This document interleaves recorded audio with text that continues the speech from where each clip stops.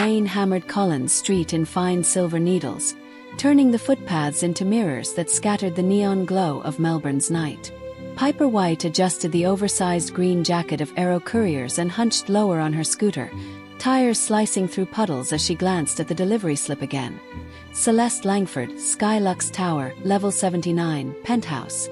Everyone in the city knew that name.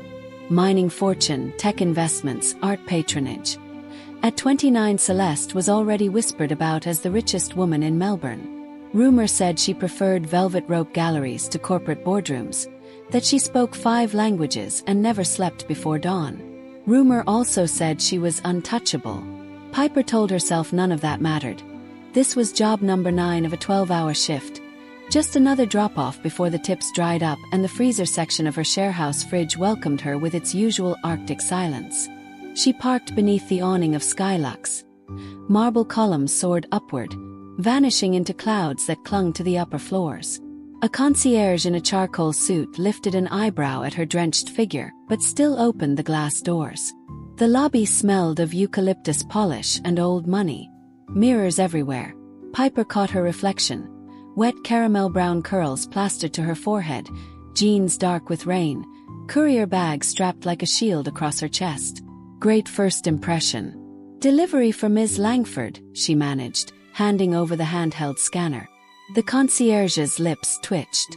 Penthouse has its own elevator. Ms. Langford requested you come straight up. Piper's stomach did a slow tumble. Clients never requested the courier. She swallowed, stepped into the private lift. Mirrors here too, bronze-tinted, reflecting 100 nervous versions of herself as the floor indicator climbed. 20, 45. Each ding echoed like a heartbeat in her ears. Level 79. The doors whispered open onto a short corridor of backlit onyx panels. A single matte black door stood ahead. No handle, just a discreet bell. Piper pressed it. A hush followed, thick as velvet. Then the door slid sideways without a sound. Warm amber light spilled out, and Celeste Langford appeared. She was barefoot, wearing a silk wrap the color of midnight oceans, the high collar framing a face that paparazzi photos never truly captured. Her skin held the faint glow of someone who lived above the clouds. Obsidian hair cascaded over one shoulder in effortless coils. Eyes the pale gray of storm glass scanned Piper from curls to soaked sneakers and back again. For an absurd second, Piper wondered if the billionaire could see the frantic stutter of her pulse. "You're late," Celeste said, but her tone wasn't chastising. More an observation, like a scientist logging data. Her accent carried polished Melbourne vowels softened by years abroad. Traffic on St. Kilda Road backed up after a crash," Piper blurted, lifting the insulated box. "Triple-sealed patisseries from Loon, as ordered. Temperature maintained at 4 degrees. Celeste's mouth curled, not quite a smile. Perfection requires patience. She stepped aside. "Come in. I need you to confirm the condition." It wasn't a request. Piper crossed the threshold onto heated timber floors. The penthouse was a cathedral of glass walls, city lights sprawling below like spilled jewels. Aromas of bergamot and cedarwood drifted from an unseen diffuser. To the right, an open kitchen gleamed. Black stone brass fixtures, a single bottle of Shiraz breathing beside 2 crystal glasses. To the left, marble stairs curved upward into shadows. Celeste padded toward a long dining island, gesturing for Piper to set down the box. "Remove your jacket. You're dripping." Heat prickled Piper's cheeks. She slipped off the sodden courier shell, suddenly aware of the simple white tee clinging to her shape. Celeste's gaze flicked there, lingered for half a heartbeat. Electricity danced in the silence. With latex-gloved care, Piper unlatched the box. Inside, rows of kouign-amann glistened with caramelized sugar. The smell, brown butter, vanilla, citrus, rose between them like a spell. Celeste leaned closer, fingertips hovering over flaky layers. A thin scar at the base of her wrist caught the light. For a moment her poised mask slipped, something soft passing through her eyes. "You bake?" she asked. Piper shook her head. "Just deliver. Though I wish I knew how." She laughed, light, nervous. Seems more permanent than scooter fumes. Celeste hummed. Permanent is overrated. She selected one pastry, broke it apart with delicate pressure, steam curling upward. Instead of taking a bite, she offered half to Piper. I'm not supposed to sample client goods, Piper stammered. Consider it an exception. Celeste's voice dropped, velvet over steel. Tell me if the layers meet your standards. Piper accepted the warm shard. Sugar shattered between her teeth, butter pooled on her tongue. It was obscene how good it tasted, how intimate the act felt under Celeste's unblinking gaze. She swallowed, a little breathless. Perfect, she whispered. Celeste studied her, as if she were the product under inspection. Then she turned, tapping something on a wall panel. Soft jazz breathed from invisible speakers. The city lights dimmed behind automated shades until the kitchen became a cocoon of candlelight glow. I ordered a case of these every Friday, Celeste said, voice almost musing. But tonight I needed them early. A change in routine can be invigorating. Her eyes rested on Piper's mouth, where a stray sugar crystal gleamed. She reached, brushed it away with the pad of her thumb. The touch was light yet devastating. Piper's lungs forgot their function. Celeste withdrew. Your name? Piper. Piper, she repeated, tasting the syllables. Leave your device. I prefer to process payment manually. She gestured toward a sleek console. Piper set the scanner down, fingertips tingling from residual warmth. There's a drying cabinet beside the wine, Celeste added. For your jacket. Stay a moment. Warm up before you ride back out. The offer sounded benign, polite, yet the air felt charged, molecules vibrating in new configurations. Piper's dispatcher would wonder why the delivery confirmation stalled, but this penthouse existed outside normal time, suspended above rain and traffic and rules. She found the drying cabinet, steamless heat enveloping her raincoat. When she turned again, Celeste was pouring Shiraz into 2 glasses. One sip, Celeste said, handing her the slender stem. For the cold. Piper accepted. The red liquid shimmered like liquid garnet, scent of dark cherries and cedar mirroring the room's fragrance. Their fingers brushed. Sparks. Lightning flared outside, white veins across charcoal clouds. In its flash, Piper saw their reflection in the glass wall. The courier girl and the billionaire framed by night, distance between them measured in heartbeats. Celeste raised her glass. To unexpected arrivals. Piper echoed the toast. The wine was velvet and fire. She felt each swallow travel down, pooling warmth in her core. Get out while you still can, a sensible voice whispered. But Celeste's gaze held her, unhurried, assessing, pulling. Another flash of lightning, another heartbeat. Somewhere far below, a scooter helmet sat gathering rain on the sidewalk. Forgotten at least for now. And so the night began. Piper forgot she was shivering until the wine settled in her chest, spreading warmth through every rain-chilled limb. Lightning rolled away, leaving the penthouse in quiet shadows and candle-hued pools of light. Somewhere below, Melbourne's traffic hissed on wet asphalt, but up here the world felt hushed, suspended.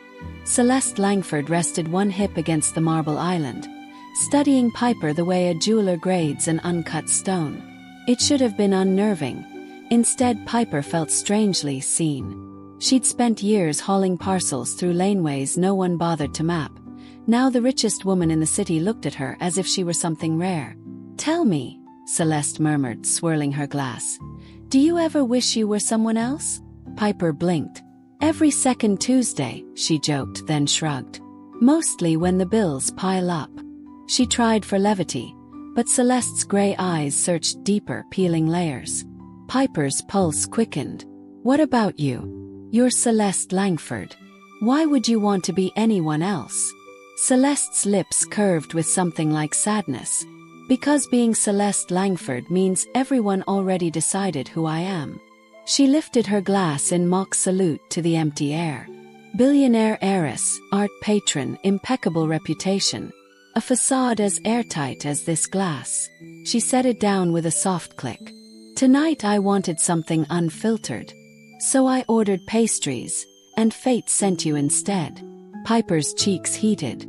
She opened her mouth, but a subtle chime interrupted. Rich, resonant, not the crisp ping of an elevator but a deeper tone echoing through hidden speakers. Celeste's gaze flicked to the corridor beyond the kitchen. Her expression shuttering so fast Piper wondered if she'd imagined the vulnerability. "Wait here," Celeste said, voice quiet but edged. She crossed the living space with barefoot grace, silk robe whispering. Piper watched her press a finger to a wall panel. A hidden door slid open, revealing what looked like a private office bathed in cool backlighting. Celeste stepped inside. The door sealed behind her. The penthouse suddenly felt cavernous. Piper forced a calming breath, scanning the space. Modern paintings, sculptural furniture, city lights leaking around partially lowered blinds. On the island the pastries cooled, sugar crust catching the glow. Her courier scanner lay abandoned beside an untouched second glass of wine. She should text dispatch, apologize for the delay, start the elevator ride down before this turned into a write-up. But curiosity anchored her. A soft thud reverberated from the closed office, followed by muffled voices, Celeste's unmistakable contralto and a male baritone. Piper recognized the tone. Business politeness stretched over tension. She drifted a few cautious steps closer, heart drumming. Words filtered through the panel. "Deadline moved. If the transfer isn't confirmed," the man said. Celeste cut him off, calm yet lethal. "My responsibility, not yours. I'll handle the courier when I'm ready." Courier? Piper's stomach dipped. Was she the courier they spoke of? Or something else entirely? The conversation stopped. Footsteps neared. Piper hurried back to the island, pretending to inspect the box. The secret door slid open. The man emerged first, a tall, suited figure with slicked-back silver hair and eyes like cold steel. He paused when he saw Piper, as if recalculating. Celeste followed, shoulders squared, expression smoothed into effortless composure. "Piper," she said, voice warm again. "This is Mr. Hawkins, our family's chief security officer." Mr. Hawkins inclined his head, but his assessment was clinical, noting every raindrop stain on her jeans. "Evening." "Hi," Piper managed. She felt like contraband smuggled across a border she didn't understand. Celeste stepped between them, handing Hawkins a small leather folio. "Send the revised agreement to Zurich by 10. Use the secondary encryption protocol." "Very good, Ms. Langford." Hawkins tucked the folio inside his jacket, but his gaze flicked to Piper. "Question. Warning." Then he walked to the private lift at the far end and vanished behind mirrored doors. Silence ballooned. Piper's thoughts raced. Zurich? Encryption. Why had Celeste called her courier? Her job suddenly felt flimsy, a paper mask over darker machinery. Celeste exhaled, tension draining from her shoulders. "Apologies. Family business." She studied Piper's face. "You look unsettled." "I don't usually share wine with clients who discuss encryption protocols," Piper said, attempting lightness but hearing the tremor. Celeste's eyes softened. "I never planned to drag you into anything complicated." She brushed a damp curl from Piper's forehead, gentle, intimate. "But perhaps I should be honest." Piper's breath caught at the touch. "Honesty's good." Celeste gestured toward a sunken lounge overlooking the city. They settled on opposite ends of a low velvet sofa. Celeste collected her thoughts, fingers steepled. "My late father left me more than money," she began. "He left agreements. Some of those agreements weren't exactly legal in today's light." A humorless smile. "Legacy sins. I've spent 3 years untying knots and paying debts that never belonged to me." Tonight Hawkins brought word those debts just changed hands, and the people involved don't negotiate like gentlemen. Piper swallowed. "You're in danger." Celeste tilted her head, studying the city skyline as if searching for cracks. "Possibly. Or someone close to me is." Her gaze snapped back. "Which brings me to you." She leaned forward, elbows on knees. I need a person outside my usual circles. Someone mobile, invisible to the elite. Someone who can move packages without attracting attention. Piper blinked. You want to hire me? As what? A personal courier. Exactly. Celeste's voice dropped. Temporary. I pay. And her eyes searched Piper's. I would ensure your safety. A thrill of adrenaline mingled with caution. This was insane. She delivered croissants, not encrypted dossiers. Yet some reckless part of her, tired of scraping rent, tired of being unseen, leaned closer to the flame. What kind of packages? Piper asked. Digital drives. Documents. Sometimes art pieces too sensitive for custom scans. Celeste's expression sharpened. No drugs, no weapons, no human trafficking. I'm trying to clean blood off a dynasty, not add more. Piper released a breath she didn't realize she'd been holding. The city lights flickered in their glasses like restless spirits. And if I say no? She asked softly. Celeste's shoulders eased, as if respecting the question. Then you finish your wine, collect your fee, and take the elevator down. Hawkins will drive you home so you don't freeze on Collins Street. We never speak again. The simplicity of the exit made it more tempting. Yet Celeste's offer hung in the air like a charged filament. Piper pictured her scooter sputtering through rain, tomorrow's shift, the endless grind. Then she pictured this penthouse, the view, the way Celeste's thumb had brushed sugar from her lips, as if she already belonged in a different story. A crack of thunder rolled over the bay, distant but resonant. Piper realized she'd made the decision before her mind caught up. I'll need better waterproof gear, she said, steadying her voice. Celeste's smile bloomed, genuine this time, dazzling. Consider it arranged. Something unspoken passed between them, an alliance sealed not by contracts but by the electricity threading the space. Before Piper could bask in the moment, a new chime sounded. Sharp, urgent. Celeste's smile faltered. She tapped her watch, pale gray eyes narrowing. Motion alert. Service elevator, unauthorized access. Piper's heart lurched. Security breach. Celeste stood, robe rustling.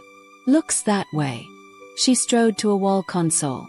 Glass surfaces lit with floor plans, red blips moving upward. 3 individuals, no ID tags. They cut the lobby feed. Adrenaline surged through Piper. What do we do? Celeste's voice turned flinty. We run contingency. She keyed a code. Steel shutters slithered over the penthouse windows with a hiss. Safe room is past the office. She glanced at Piper's soaked sneakers. Can you keep up? Piper managed a tight nod even as her pulse thundered. This was real, no myth, no rumor. Celeste grabbed a slim titanium case from beneath the island, then caught Piper's hand. The contact jolted like live wire. Stay close. They moved. Barefoot billionaire and rain-soaked courier, through dim corridors as city lights blinked out behind armored shutters. Somewhere below, an elevator dinged, a sound too mundane for the danger it carried. Why would they come tonight? Piper whispered as they hurried past luxe bedrooms and art-lined walls. Because I moved the pastries up by a day, Celeste replied, half a laugh, half a snarl. Change lures sharks. Her fingers tightened around Piper's. But they didn't expect you. Piper's nerves rattled, yet the pressure of Celeste's hand anchored her. They reached the hidden office. A panel slid aside, revealing a narrow passage lit by red LEDs. Beyond it, a vault-like door sealed with biometric locks blinked awaiting input. A crash echoed behind them, wood splintering somewhere in the penthouse. Shouts followed, low and foreign. Celeste pressed her palm to the reader. The vault door began its slow grind inward. Too slow. Piper turned, heart hammering, just as a shadowed figure rounded the corridor. A man in tactical black, face masked, carrying a compact weapon. His eyes widened at the sight of them. He lifted the gun. Instinct overrode thought. Piper yanked Celeste sideways. The first bullet smacked into the wall where Celeste's head had been a heartbeat earlier, marble exploding into dust. The vault door hissed fully open. Celeste shoved the titanium case into Piper's arms and lunged forward, pulling her through. The door started to close. A second shot sparked off the frame, ricocheting into darkness. Piper slammed a palm on the interior control panel. With a hydraulic thud, the safe room door sealed. Darkness swallowed them. Then soft emergency lights bloomed overhead. Piper's ragged breaths echoed in the confined space. Part panic, part disbelief. Celeste stood inches away, her hair tangled, silk robe askew, chest heaving. They stared at each other, adrenaline humming between skin. Outside, fists pounded futilely against steel. Inside, time contracted to the space of shared breath. And in that charged silence, surrounded by danger, Piper realized just how far the night, and her heart, had already fallen. The safe room air smells faintly of ozone and lavender disinfectant, the sort of sterile comfort designed to calm frayed nerves. Fails. Outside, metal groans under the assault of crowbars or battering rams, each reverberation a reminder that thick steel is only a delay, not deliverance. Piper clutches the titanium case to her chest, muscles aching from the sudden sprint. Celeste paces the narrow chamber, bare feet whispering over polished concrete. Recessed lights cast soft halos on her storm-gray eyes, but no gentle glow can disguise the tension banding her shoulders. "How long does this door hold?" Piper asks, voice hoarse. Celeste glances at a status panel embedded in the wall. Green bars waver, ticking down with every dull thud. Rated for 30 minutes against handheld breaching tools. Less if they brought thermite. She looks up. And they knew the building's blind spots, which means they planned for everything except you. Piper swallows around a knot of fear. Glad to be the wild card. Celeste steps closer, palm sliding over the titanium case. Wild card or not, you now carry the most dangerous object in Melbourne. She flicks twin latches. Inside, cushioned in foam, lies a slim crystal drive glowing lambent blue. "What is it?" Piper breathes. "Proof my father laundered billions through shell mines that never existed," Celeste says. "Offshore accounts, bribery trails, names of politicians who kept quiet." Her voice tightens. "I've been consolidating the evidence for months. Tonight I plan to send it to the Federal Anti-Corruption Task Force." Someone found out. Thunderous impact slams the outer door. The lights shiver. Piper flinches. Task Force. That sounds official. Why risk handing it to a courier on a scooter? Because internal leaks run deep. Celeste gives a faint, humorless laugh. "I needed someone unconnected. Someone whose disappearance wouldn't trip every alarm in Parliament." Her gaze softens. "But after tonight, you're no longer invisible. I'm sorry for dragging you in."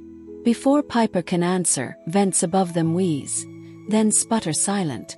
An indicator flashes amber. Environmental control compromised. A hiss seeps through hidden seams. A bitter almond odor rides the air. "Gas!" Piper coughs. Celeste reaches for an emergency mask canister in the wall, tosses it to Piper, grabs another for herself. Transparent silicone seals around their faces just as Piper's lungs start to burn. Outside, the pounding stops. A new sound replaces it. The high-pitched whir of a thermal lance. "They're melting the hinges," Celeste mutters through her mask. "We have maybe 5 minutes." She taps a floor hatch. Secondary escape tunnel. Vertical shaft to service ductwork. Piper lifts the hatch. A blast of stale, chemical-tinged air rises. A metal ladder descends into darkness. She looks at Celeste. "You first." Celeste shakes her head. "I cover. You carry the drive." She presses a hand to Piper's chest, above the case strap. The contact sends a charge straight to Piper's heart despite the crisis. "Keep it safe. Keep you safe." They trade a breath. Shared resolve unspoken. Then Piper swings onto the ladder, descending into blackness. Her damp sneakers slip on a rung. Celeste's hand steadies her hip before letting go. 10 feet down, the tunnel widens into a crawlspace lined with maintenance cables. When Celeste lands beside her, The shaft lights flicker on emergency backup. An angry red glow strobes over their faces. Far above, metal shrieks as the safe room door yields. "Which way?" Piper asked. Celeste consults a wrist-mounted schematic. "Left, toward utility core. There's a lift for housekeeping carts that bypasses main security. It'll drop us at the car park." They crouch shuffle through claustrophobic ducting. Every clang of boots overhead spurs them faster. Piper's muscles protest, but adrenaline propels her. The case knocks her ribs. She tightens the strap. Halfway along, duct walls vibrate. Intruders entering the shaft. Celeste curses under her breath. They split their team. Piper spots a narrow service hatch to their right. "This leads to apartment 77, Celeste says after a glance at the schematic. "Unoccupied this month. So we detour." Celeste twists the hatch wheel. It grinds open into a linen closet. They tumble through, soft towels cushioning the fall. Piper kicks the panel shut. Celeste jams a weight bar from a forgotten suitcase through the handle brackets. For a moment the world stills, quiet except their ragged breathing inside a stranger's darkened bedroom. Moonlight filters through sheer curtains, illuminating dust motes and the sheen of sweat on Celeste's collarbone. Her silk robe clings, half open from the scramble, revealing smooth skin and the faint rise and fall of rapid inhalations. Piper sets the case gently on a dresser, ripping off her mask. "You okay?" Celeste nods, but her composure fractures. Tension trembles through her fingers. Piper moves without thought, brushing damp hair from Celeste's face. "Hey," she murmurs, "we're still ahead." Celeste's eyes glisten, storm clouds ready to burst. "I've been alone with this fight so long," she whispers. "Tonight, I wasn't prepared to care if someone else got hurt." Piper's heart pounds, not from danger now, but from the raw honesty cutting deeper than any blade. "I'm harder to break than I look," she says, voice low. Celeste lifts a hand, hesitates, then traces the curve of Piper's jaw, thumb resting on her lower lip. Heat blooms where skin meets skin. For a breath they hover, lips inches apart, the room charged, outside world forgotten. Then Celeste closes the distance. The kiss is tentative at first. Rainwater and wine, fear and need. Piper responds, fingers curling into Celeste's silk, pulling her closer until hesitation dissolves. 4 seconds or hours, time suspends. A gunshot cracks in the hallway. They break apart, breathing hard. Reality crashes back. "Lift shaft," Celeste hisses. She snatches the case, thrusts it at Piper, and leads her toward the apartment foyer where a narrow janitorial lift waits behind inconspicuous panels. Footsteps thunder beyond the locked front door. Splinters fly as a kick shatters the latch. Celeste hotwires the call button. The lift arrives with agonizing slowness. Piper's pulse drums in her ears. The door behind them bursts inward. A masked intruder barrels through, weapon raised. Piper's world narrows to instinct. She hurls a heavy crystal statuette from a console table. It smashes into the man's forearm. His shot goes wild, shredding a painting. Celeste grabs Piper, drags her into the lift. Doors slide shut an instant before another bullet sparks off the frame. The lift judders downward, groaning under emergency power. Piper leans against the wall, clutching the drive, adrenaline shaking her limbs. Celeste presses the stop button between floors. The carriage halts. "Basement will be swarming," she says. "We change route." She prizes open an inspection hatch in the ceiling, revealing cables and counterweights. "We climb down 2 levels, exit on B2 where my vintage cars are stored. No cameras." Piper exhales a shaky laugh. "You collect vintage cars too." "I collect escape plans." Celeste boosts Piper through the hatch, then follows, pulling the panel shut. They descend a maintenance ladder skirting rattling lift cables. Grease smears Piper's palms. Sweat stings her eyes. Yet each rung downward deepens her resolve. Finish the job, protect Celeste, survive. B2 landing. They drop onto concrete. sneakers echoing in vast gloom. Rows of classic vehicles gleam beneath tarp covers, chrome curves and fond memories of roaring engines. Celeste beelines to a 1969 Ford Mustang, midnight blue. She tosses Piper a key fob. Remote disables trackers. Tires squeal as the car roars to life. V8 thunder reverberating off pillars. They tear down a ramp toward a shuttered exit. Celeste fires a handheld device. The shutter jerks open. Piper glimpses headlights behind. Black SUVs barreling into the garage. Company. Celeste slams the accelerator.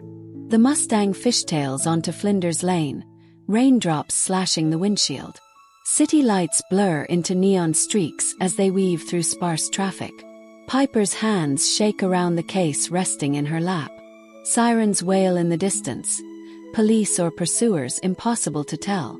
Celeste takes a hard left, tires skidding, then guns it onto Kingsway heading south.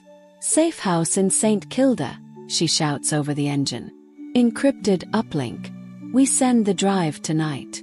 If we live that long, Piper thinks, but aloud she asks. Then what? Celeste's jaw sets. Then we stay ahead until the task force raids every name on that list. A glint of blue lights flashes in the rearview. SUVs closing, headlights glaring. Celeste downshifts, speedometer climbing. Piper grips the dashboard, adrenaline fusing with the memory of Celeste's mouth on hers. A promise amid chaos. Hold on, Celeste mutters, eyes fierce. This night isn't done with us yet.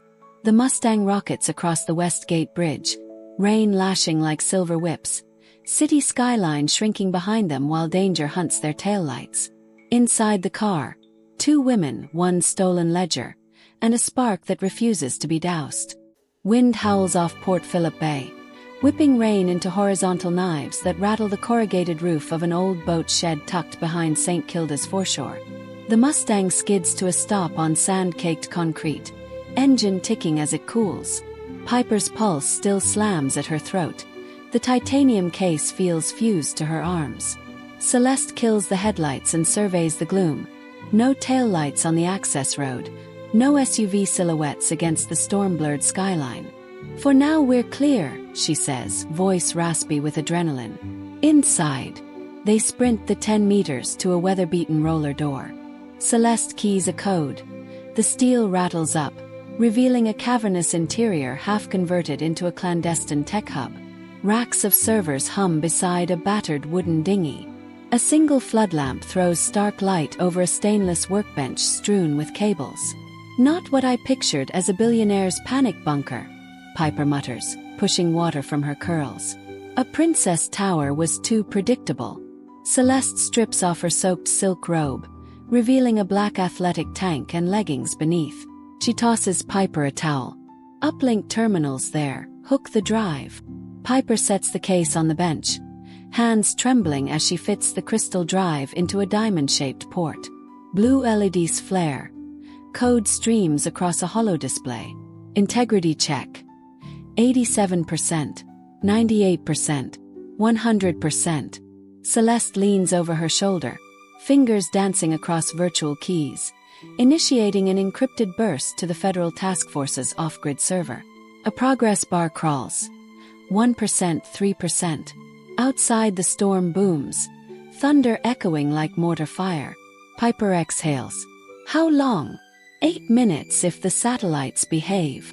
Celeste glances toward a gunmetal locker, opens it, retrieves a compact handgun and holsters it at her belt. She catches Piper's alarmed stare. Just insurance. Against who, Hawkins? Celeste's jaw ticks.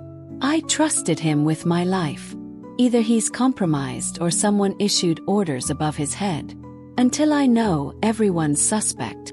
A metallic clank reverberates from the roller door. Once, twice. The motor whines, refusing to budge. Celeste's eyes narrow. She kills the interior floodlamp, plunging them into dim blue server glow. Another clank, followed by a voice amplified through a cone. Ms. Langford, it's Hawkins. Stand down. Security Services Victoria swept the area. You're safe. Piper freezes. Could be legit. Celeste shakes her head. Or they piggybacked his credentials. She strides to a side door, cracks it an inch. Silhouettes outside. 5, maybe 6 men, some with rifles slung low. Light catches the slicked-back silver hair she knows too well. "It really is him," she whispers, confusion warring with relief. She steps into the doorway, pistol lowered but ready. "Hawkins, ID yourself."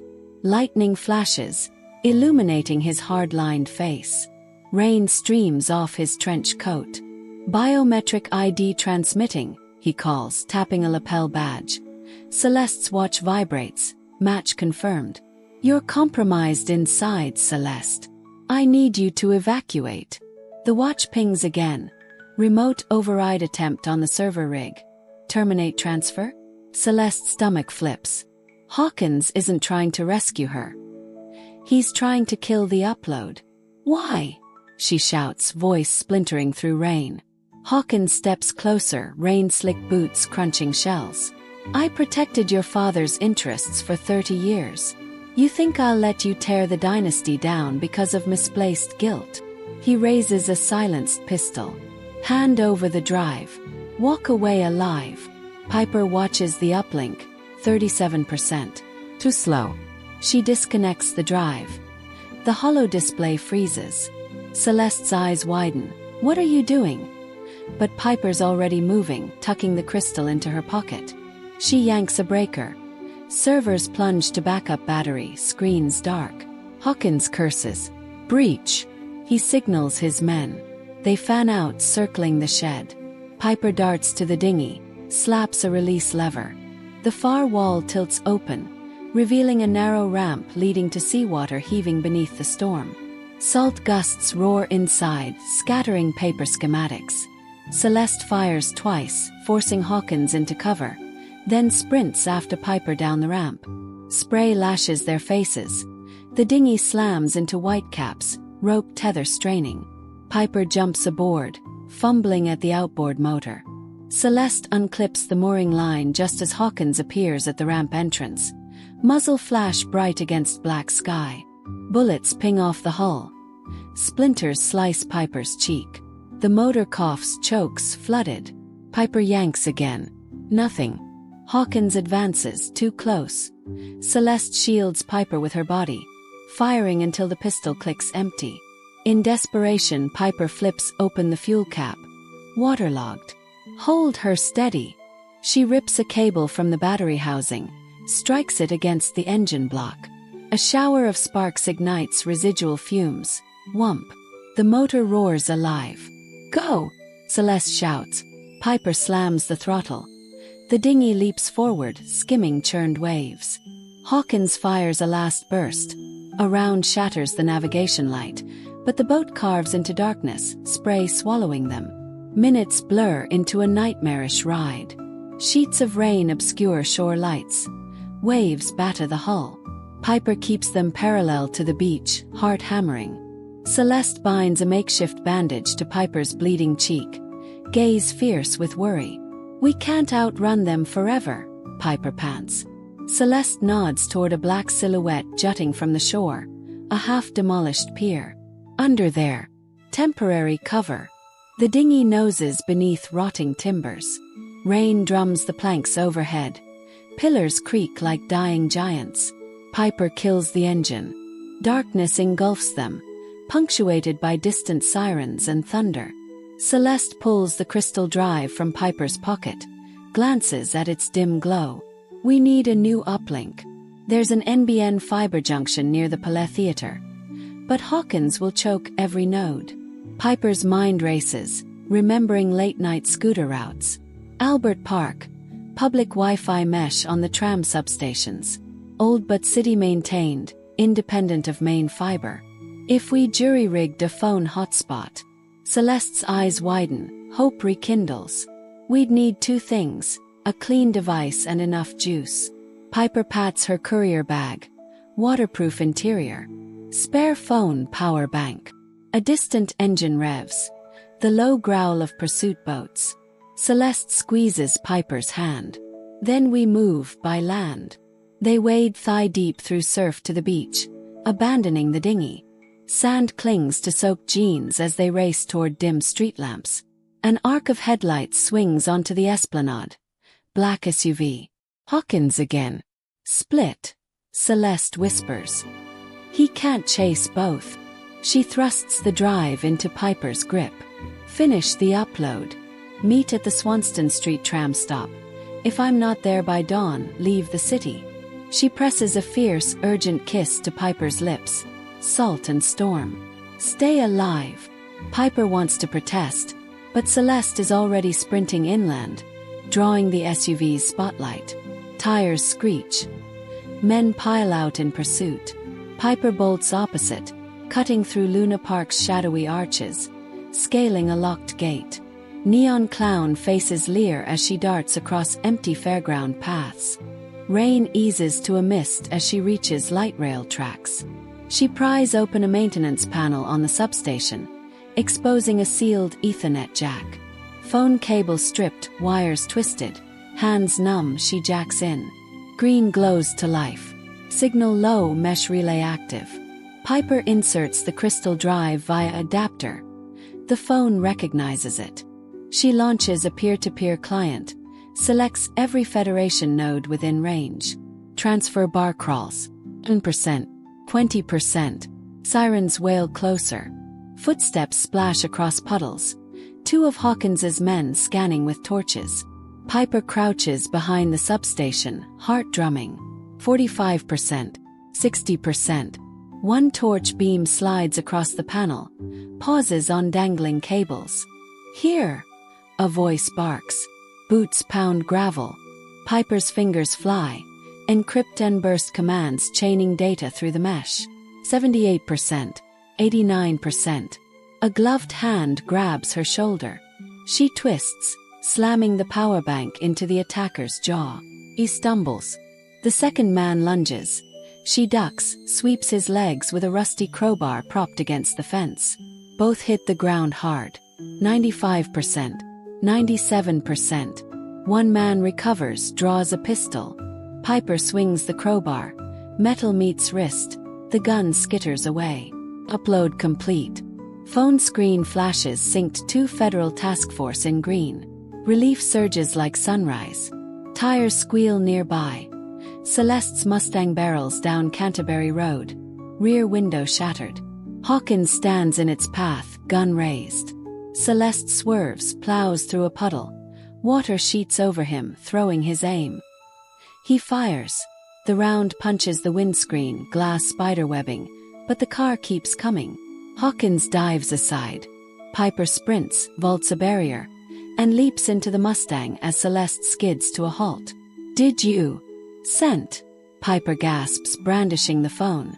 Whole cities waking up to the truth.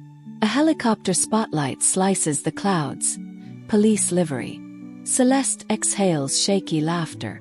Then it's over. Hawkins staggers onto the road.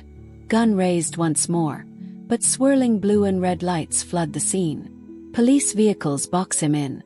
Armed officers fan out, weapons trained. Hawkins drops his pistol, eyes blazing betrayal at Celeste as he's cuffed. Rain eases into a hush. Celeste slumps back, ragged breath escaping in a laugh-sob mix. Piper's hand finds hers. Their fingers interlace, mud and blood and rain between them but unbreakable now. Dawn blushes over the Yarra when Celeste and Piper step onto a balcony of the Langford Foundation building, borrowed blankets draped over their shoulders. News drones buzz overhead, broadcasting the scandalous fall of a dynasty. Inside, federal agents sift files. Outside, workers on trams scroll headlines that will topple half a parliament. Piper leans on the railing, exhaustion weighing her bones. What happens to you now? Celeste laces their fingers again. I testify. I rebuild what's left. Clean this mess in daylight. She turns, eyes soft. What about you? I can't ask you to stay in the crossfire. Piper smiles, bruise blossoming on her cheek. I was invisible yesterday. Today I helped change a nation. Hard to go back to parking tickets and cold pizza. Celeste's gaze flickers with cautious joy. So stay. The foundation will need a logistics director who knows back alleys and mesh networks. Piper arches a brow. Promotion already. And unofficially. Celeste steps closer, touches Piper's chin. I'd like to explore what else last night sparked. Wind carries petrichor and tram bells. Piper cups Celeste's cheek, thumb brushing raindamp lashes. One condition, she murmurs. No more pastry bribes without warning. Celeste laughs, rich and unburdened for the first time. Deal. She closes the gap. Their lips meet, slow, unhurried, a promise gilded by dawn. Below, the city awakens to scandal and possibility. Above, on a quiet balcony, two women, once worlds apart, stand together, ready to face whatever storms may follow.